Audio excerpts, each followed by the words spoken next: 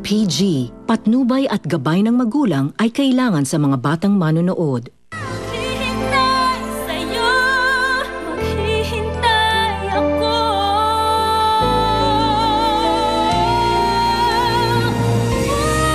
Puso ko'y narito. Noong una, tumakas ako. Pero nakonsensya ho ako. Kaya binalikan ko ang anak niyo. Pero nung pagbalik ko, may nakita akong isang babae. Tinutulungan ako ang anak niyo. Siya ho ang babaeng nakita kong tumutulong sa anak niyo. Alam kong masasaktan siya pag nalaman niya ginagawa ng daddy niya. Pero bakit hindi niyo sabihin lahat yan kay Prince? Hindi lang naman siya maniniwala eh. Huwag ho kayo mag-alala. Tutulong ho ako. Gagawa ho ako ng paraan para magkaayos ulit kayo. Kailangan natin magkita ngayon. Leo, paano kung malaman niya na dito ako nagtatrabaho? Baka paalisin niya ako. Hindi. Huwag mo na alalahanin yun, Senny. Ako nang bahala doon. Huwag mo nang problemahin. Bakit ako titigil kung mahal kita? Kami na kayo ni Lyra. Tapos na tayo. Hindi tayo tapos hanggang hindi ko sinasabing tapos tayo. Tama na. Basta ako, nag-uumpisa pa lang ako. Makikita mo, Prince, nagsisimula pa lang ako.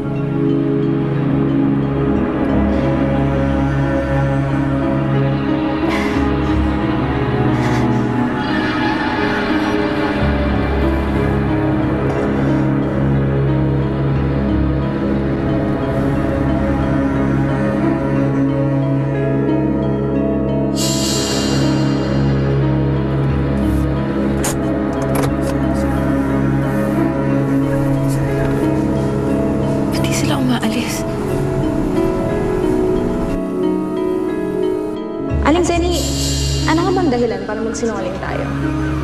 Minsan meron tayong gustong protektahan. O di kaya meron tayong gustong makuha. Bakit hindi mo itanong sa sarili mo? Sinong pinoprotektahan mo ng oras na yun? Anong gusto mo makuha? Binablackmail mo siya. Alam mo, kung yun yung paraan para makuha ko yung gusto ko, bakit hindi? Vanessa, huwag mo nang pahirapan yung sarili mo. Kami na kayo ni Lyra. Tapos na tayo. Hindi tayo tapos hanggang hindi ko sinasabing tapos tayo. Nakapagsimula na ako ulit. Kaya kalimutan mo ni sa atin noon, Vanessa. Tapos na yun eh.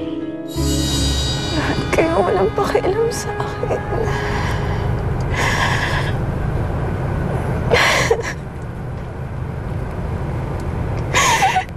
Lagi na ako nag-iisa.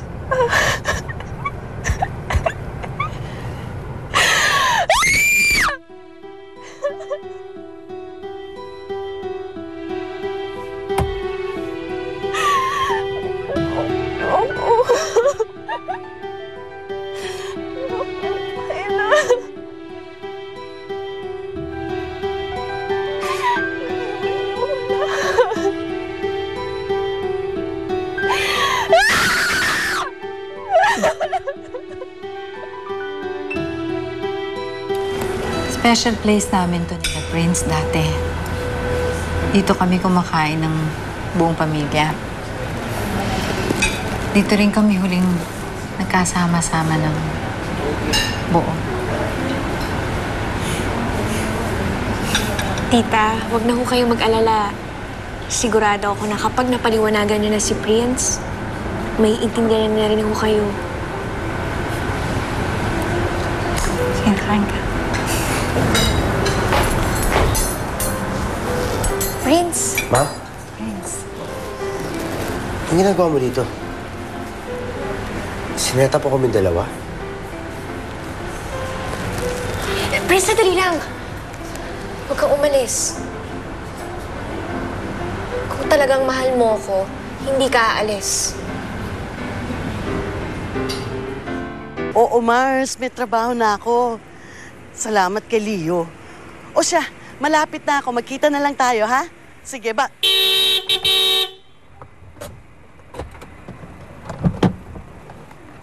Vanessa! Ano ba? Papatayin mo ba ako? Hindi. Hindi naman ako katulad mo. Ano na naman ba to? Alam ko kung anong ginawa mo kay Angeline. Nandun ako nung nasagasaan siya.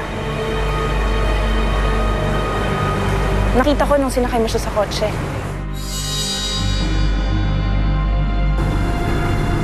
Ba't sila umiyak to?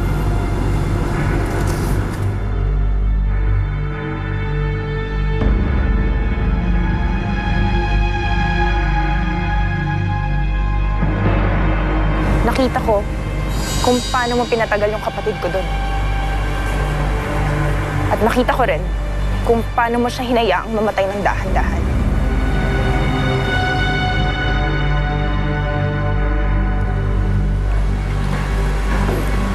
Nakausap ko na ulit yung nakasagasa kay Angeline.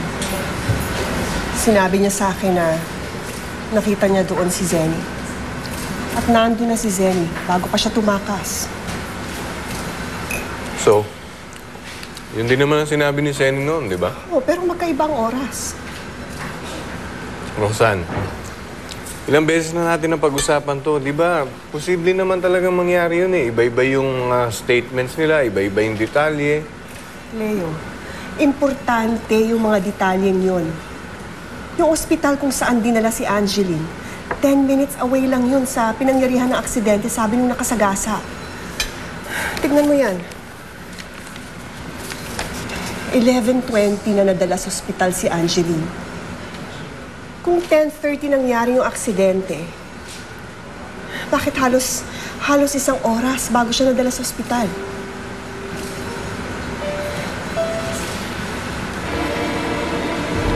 Hindi mo ba naalala, Leo? Nakatay si Angeline dahil kinulang siya sa oras at hindi siya naagapan agad. Anong nangyari sa mga minutong nawala na magliligtas sana sa buhay ng anak natin?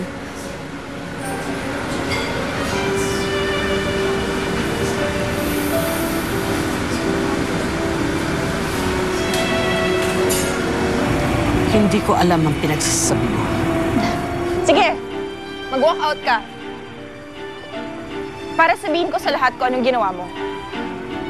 Para makulong ka na rin. Para magkahiwalay kayo ni Lira. Yun ba ang gusto mo mangyari? Kasi kung hindi, meron pang paraan.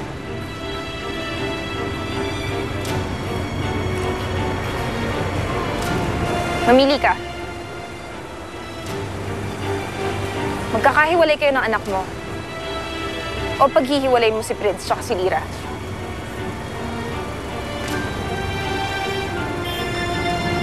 Yun lang yung gusto ko.